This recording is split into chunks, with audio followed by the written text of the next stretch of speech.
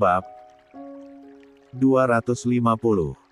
Kalau Raya bertanya siapa orangnya, baru aku akan katakan. Tapi kalau tidak tanya gimana? Raihan kembali bergumam. Cek, gak apalah. Coba aja dulu pakai kode tipis-tipis, lanjutnya sembari bangun dari kursi taman dan berjalan menuju rumah lalu menuju kamarnya. Setelah menyikat gigi dan mengambil air wudhu, Raihan kembali ke tempat tidur. La mengecek status tadi apa sudah dilihat Raya apa belum. La berdecak pelan karena ternyata Raya belum membaca statusnya itu. Berkali-kali Raihan lakukan itu dengan jarak beberapa menit sekali.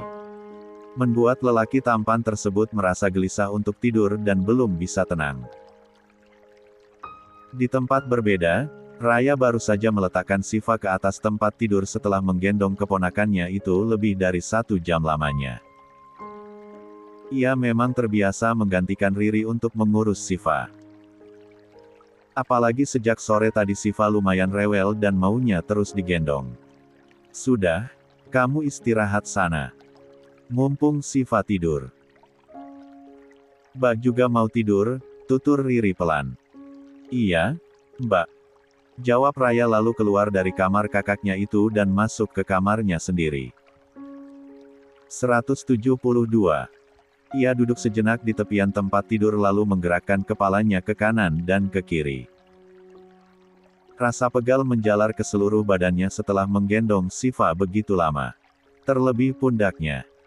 Ya Allah pegalnya, keluh Raya lalu membaringkan badannya setelah mengambil ponsel dari atas meja belajar. Sambil menunggu kantuk, ia mengecek pesan yang masuk. Kosong, tak ada pesan dari siapapun.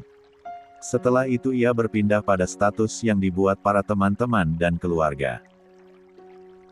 Mata Raya melebar membaca status yang dipajang Raihan sampai-sampai ia kembali bangun dari tidurannya. Mengucek-ngucek matanya untuk memastikan tulisan yang tertera benar adanya. Raya sudah bersiap untuk membalas status itu dengan mengetik sesuatu. Siapa tuh? Tulisnya malu-malu. Nyatanya ia kembali menghapus pesan itu. Tidak. Lebih baik aku tidak menanyakannya daripada aku terluka nantinya, gumam Raya. Ia memilih memasang alarm lalu meletakkan kembali ponselnya kemudian bersiap tidur. Pagi. Raya menghampiri Bu Ratih yang sedang sibuk di dapur menyiapkan sarapan. Pagi, Rai.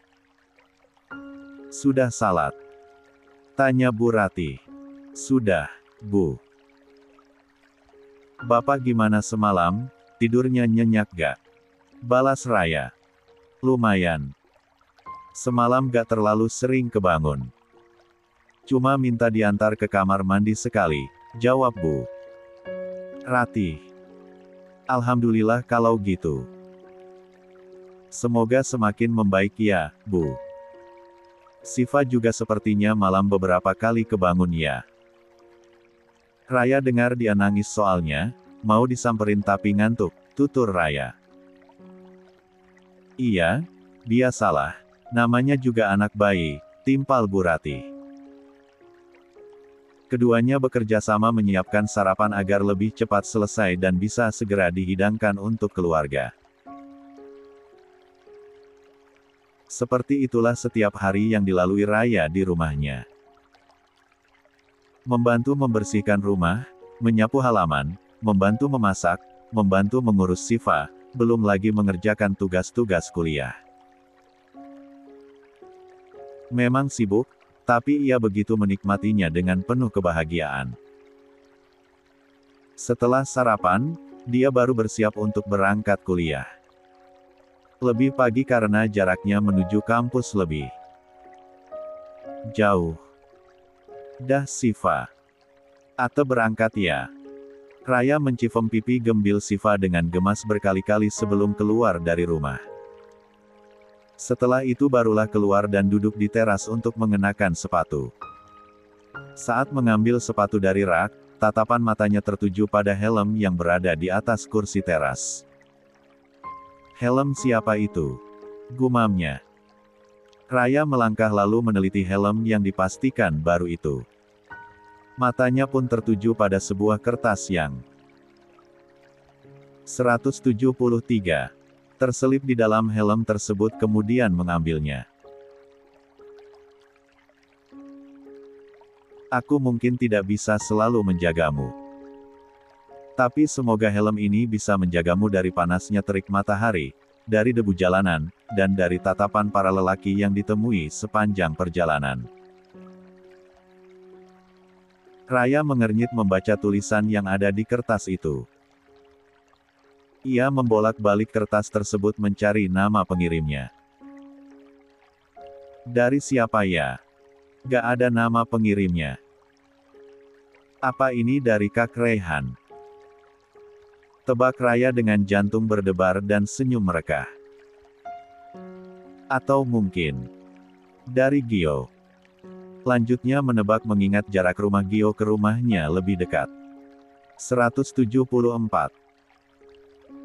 Raya hanya garuk-garuk kepala kebingungan sambil memegang helm di tangannya. Kepalanya celingukan memperhatikan sekitar, berharap akan ada sedikit bocoran siapa yang sudah meletakkan helm itu di teras rumah.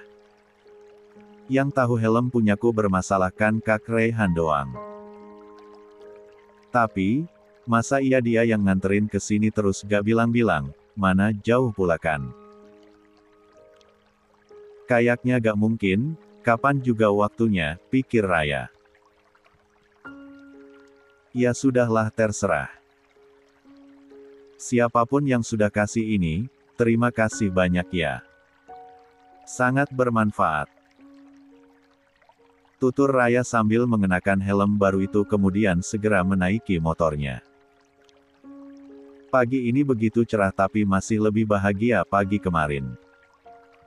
Meski begitu, Raya tetap mengemudikan kuda besinya itu menuju kampus dengan penuh semangat. Di sela-sela perjalanan yang lumayan jauh, dia sesekali bernyanyi riang untuk mengisi kekosongan. Senyumnya berkali-kali terukir kala melihat sesuatu yang menyenangkan di perjalanan. Seperti halnya para rombongan anak SD yang berjalan kaki sambil saling bercanda dan tertawa. Namun tak jarang, wajahnya berubah garang saat ada suatu hal yang tidak ia sukai. Seperti disalip dengan tiba-tiba oleh para anak SMA yang melajukan motornya dengan kebut-kebutan ditambah dengan suara knalpot yang bising. Astagfirullah. Kenapa para orang tuanya membiarkan anak-anak mereka melakukan hal seperti itu sih? Gerutu Raya kesal. Jika melihat hal seperti itu, Raya selalu teringat pada adiknya yang juga sedang beranjak remaja. Sebagai seorang kakak, ia tentu khawatir dengan pergaulan adiknya itu. Itulah sebabnya, Ayu tak pernah mengabulkan keinginan adiknya itu untuk memiliki sepeda motor sendiri. Usiamu belum 17 tahun, Di. Belum saatnya bawa kendaraan sendiri, tolak Ayu tegas. Tapi teman-teman Aldi juga sudah banyak yang bawa motor sendiri. Boleh ya, Mbak? Rengek Aldi kala itu. Enggak. Kamu hanya boleh membandingkan dengan orang lain dalam hal kebaikan, kepintaran, dan kesalehan. Selain itu, jangan. Apalagi hal yang bertentangan dengan aturan. Nanti kalau sudah waktunya juga Mbak akan kasih. Sabar, timpal Ayu tak tergoyahkan. Beruntung adiknya itu mengerti dan menurut. Dan kini Raya mensyukuri itu.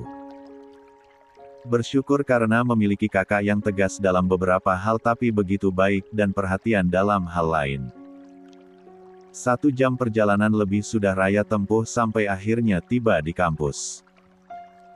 Ia turun dari motor lalu meletakkan helmnya. Matanya meneliti setiap motor yang berjejer di parkiran, mencari-cari motor Raihan. Namun ternyata motor sport berwarna merah itu belum terlihat, menandakan sang pemilik memang belum datang. Padahal tadinya aku ingin menanyakan tentang helm ini, gumam Raya. Ia pun memilih untuk langsung berjalan menuju kelas. Laki-laki tidak bercerita, tahu-tahu punya wanita yang dicinta. Tulisan itu kembali terbayang di pelupuk mata Raya. Hatinya perih seperti tersayat membayangkan andai kata-kata itu ditujukan Raihan pada wanita lain.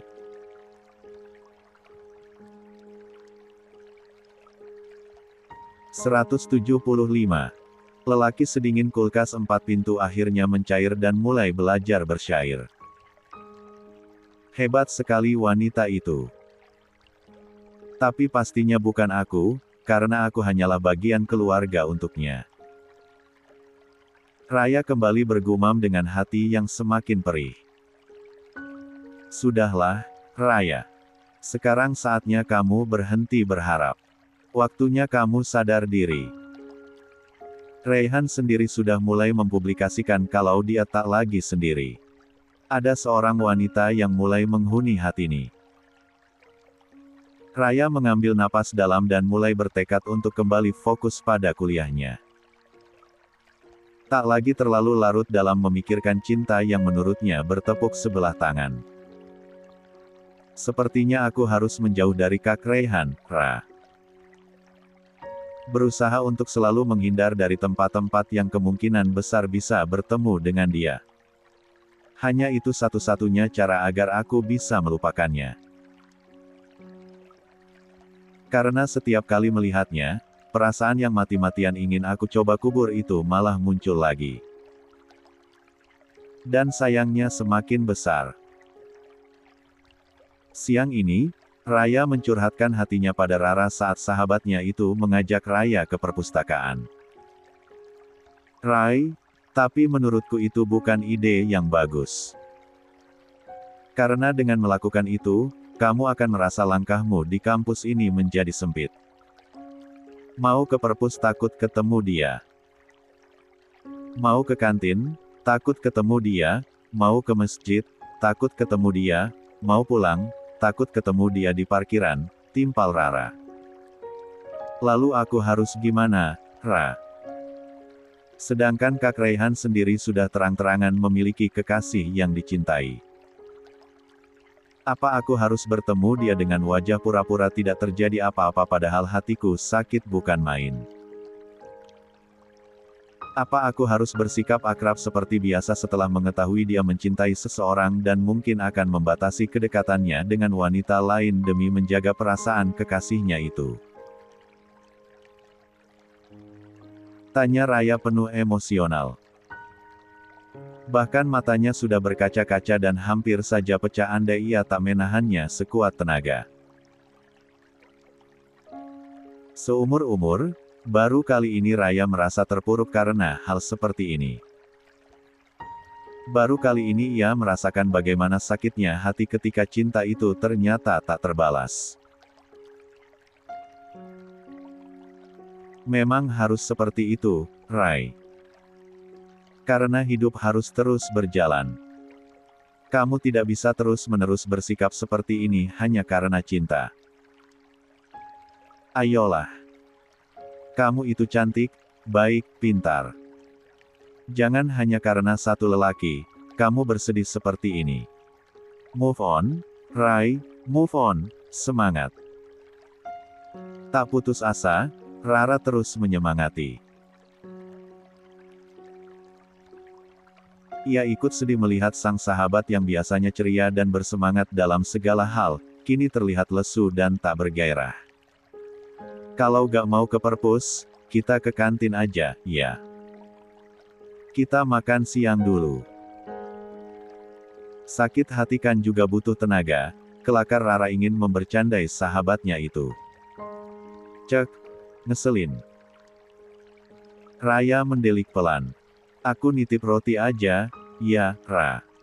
Lagi malas kemana-mana," timpal Raya yang ternyata masih tak ada semangat. Rara menghela napas panjang. "Baiklah. Aku gak lama kok. Nanti aku kembali. Perut yang minta diisi membuat Rara terpaksa meninggalkan Raya di dalam kelas. Ternyata benar, orang yang lagi jatuh cinta itu menyamarkan rasa apapun. Termasuk rasa lapar sepertinya.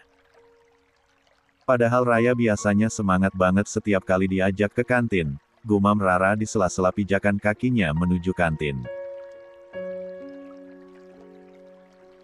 Lapun terpaksa makan di sana seorang diri.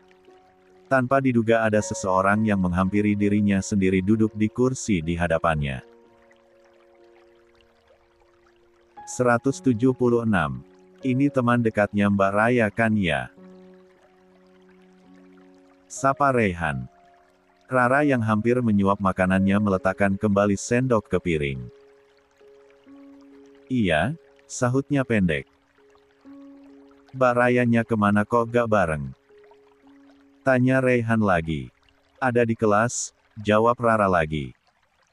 Ada rasa kesal dalam hatinya karena menurutnya lelaki di hadapannya itu sudah membuat Raya patah hati. Gak makan siang. Lagi-lagi Raihan bertanya. Sudah mungkin, makan hati.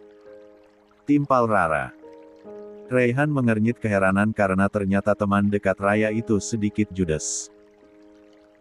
Ia pun tak lagi bertanya dan memilih untuk menunggu Rara sampai menyelesaikan makan siangnya. Sudah selesai, Mbak? Tanya Raihan kala teman dekat Raya itu hampir bangun dari duduknya. Sudah. Rara menyahut singkat dan melangkah ingin buru-buru pergi dari sana untuk menghindari Raihan. Nyatanya, lelaki itu malah mengikuti langkah Rara di belakang. Ngapain ngikutin? Rara menoleh dengan kesal. Mau lihat Mbak Raya. Takutnya kenapa-kenapa, gak enak badan mungkin, jawab Raihan. Rara mendengus pelan lalu kembali berbalik.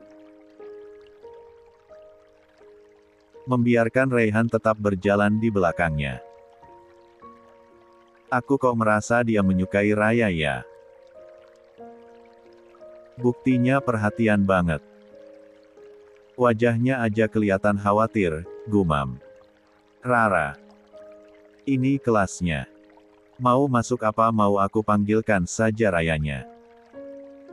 Tanya Rara saat sampai di depan ruang kelasnya. Masuk saja, jawab Raihan. Ada debaran kebahagiaan yang mulai muncul di relung hatinya kala akan bersua dengan wanita yang ia cari sejak tadi. Baiklah. Rara bergeser, memberikan jalan pada Raihan untuk melangkah lebih dulu. Begitu Raihan berjalan hendak memasuki pintu yang terbuka lebar itu, kakinya kembali melangkah mundur kala melihat Raya ternyata sedang tidak sendiri. Dia ditemani Gio yang duduk tak jauh dari Raya. Mereka memang tidak hanya berduaan saja di dalam ruangan, ada beberapa mahasiswa lain juga, tapi tetap saja terasa begitu menyakitkan untuk Raihan. Hingga ia tak sanggup untuk melanjutkan niatnya menemui Raya.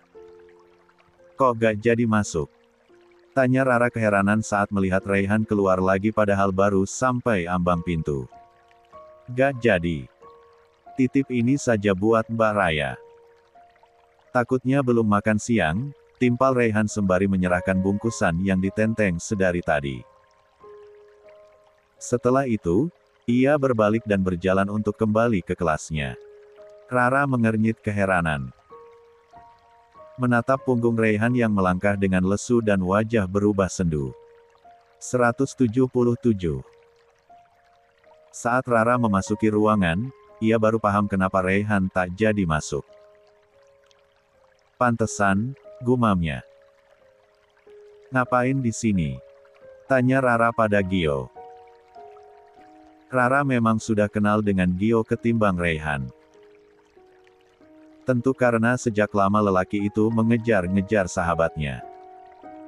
Cuma mau ngajak Raya makan bareng, tapi kayaknya dia sedang tidak bersemangat, jawab Gio. Aku sudah bawakan makan siangnya. Rara mengangkat bungkusan yang dibawanya. Maaf ya, Kak. Kata Raya pada Gio. Gak apa-apa. Aku keluar dulu kalau gitu. Mau cari makan siang juga. Maaf ya sudah ganggu. Timpalnya pada Raya yang sejak disamperin dirinya tetap bersikap dingin. Aku kan nitipnya roti. Itu apaan? Tanya Raya keheranan. Roti gak ada. Belum ada yang nyimpan, kata Bu Kantin. Makan ini saja. Jawab Rara sambil meletakkan bungkusan itu depan Raya. Oh, iya, itu bukan aku yang beli. Raihan yang kasih, lanjut Rara. Apa? Raya yang hendak membuka bungkusan langsung terkejut.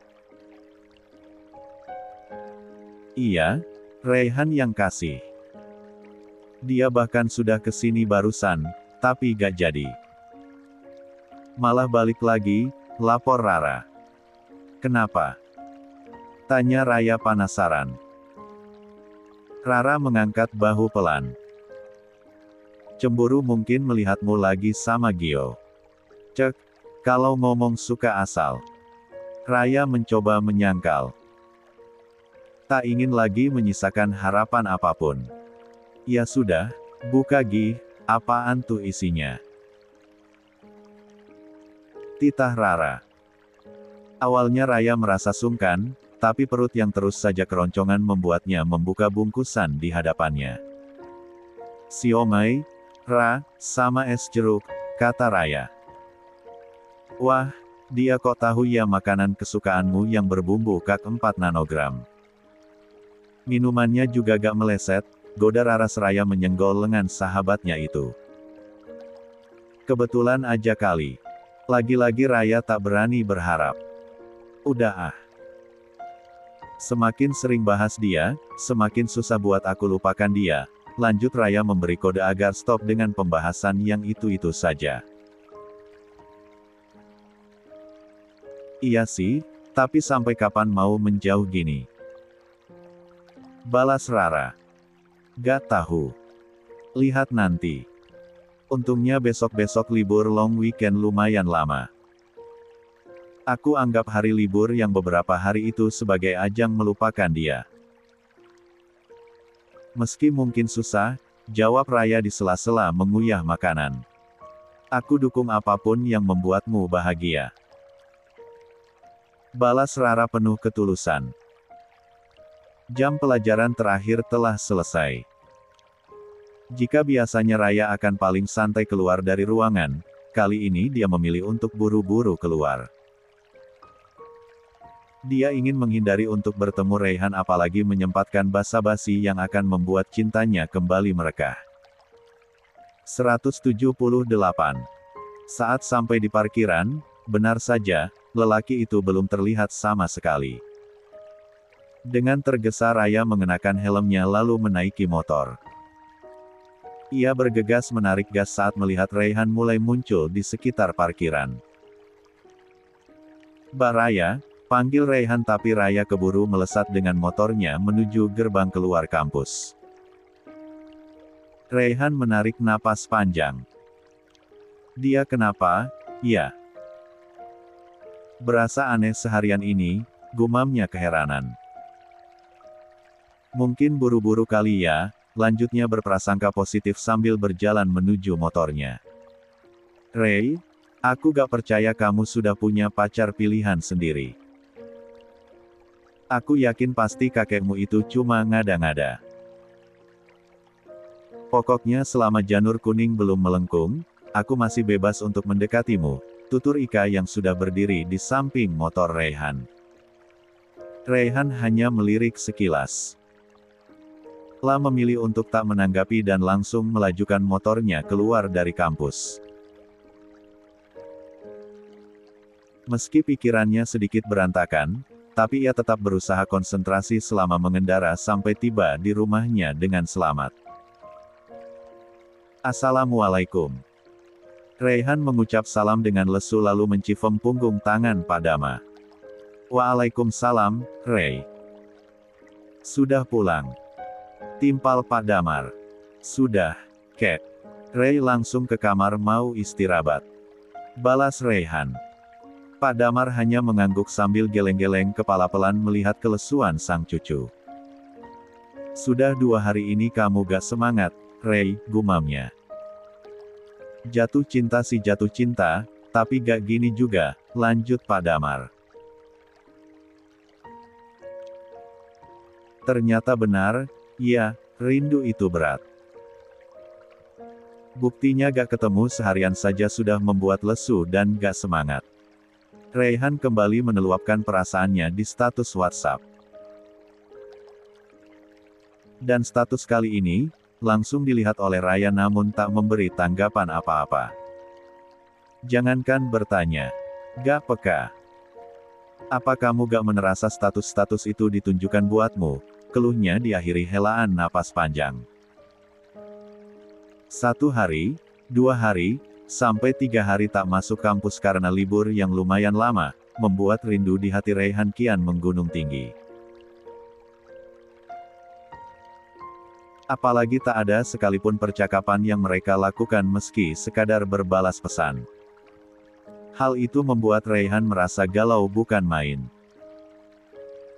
Bahkan ia tak berminat sekedar untuk liburan tipis-tipis setelah padatnya aktivitas yang dilalui hari-hari ke belakang.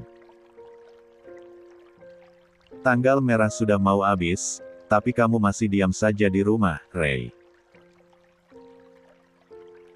Gak ada keinginan untuk liburan. Biar gak lesu gitu, tanya Pak Damar pada sang cucu.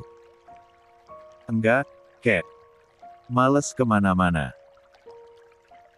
Lagi pula pasti tempat liburan pada macet, jawab Rayhan. Oh, ya sudah. Pak Damar menyahut pendek. Oh, iya. Besok, rencananya Davin dan Ayu mau pulang ke rumah bapaknya Ayu, mau jenguk, kakek juga mau ikut. Tapi sepertinya kamu gak akan ikut ya, kan katanya lagi malas kemana-mana, lanjut Pak Damar.